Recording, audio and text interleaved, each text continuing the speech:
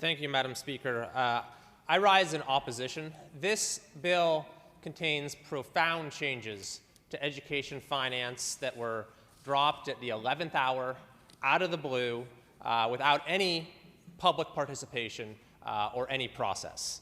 As one of the advocates for the types of schools that will be most negatively impacted put it, in my 30 years of close involvement in the California state budget process, I've never witnessed such an egregious abuse. So why is it that schools grow? Well, it could be because the communities are growing, and it's also because they're doing a good job.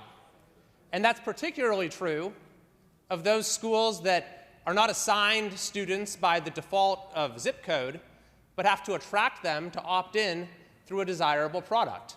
And that's the sector of our public education system that we call charter schools. This happens to be the sector that has pioneered the models of distance learning that have proven to be of such value.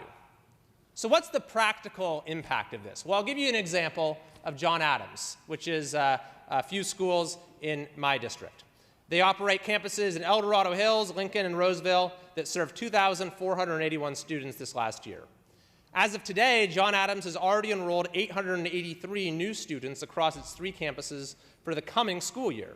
They've hired 39 new credentialed teachers and 12 additional staff to support this growth in enrollment. If this bill becomes law, John Adams will lose around $8 million in funding and will no longer be able to support the enrollment of these new students.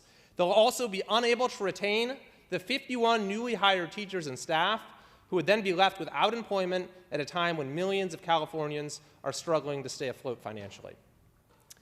The same is true of many districts. The Roseville Joint Union High School District, which is also in my assembly district, is projected to have 300 new students this coming year, has already hired staff, and this bill will leave them without the resources that they need. So how does this make any sense?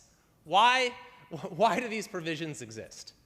Well, maybe one clue comes in the community that is specifically targeted with this bill and excluded from coronavirus relief, billions of dollars of it, and that's the non-classroom-based charter schools, which, as several people have said, are schools that many students and families have been turning to.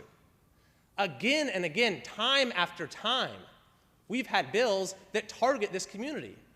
This legislation only makes sense in light of that invidious pattern of discrimination.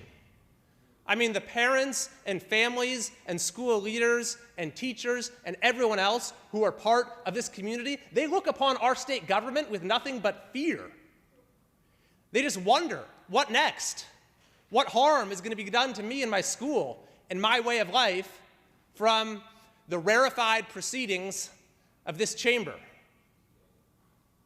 That's a dynamic that should never exist in a modern liberal democracy. Yet this bill intensifies it like never before. I'm asking you to please vote no.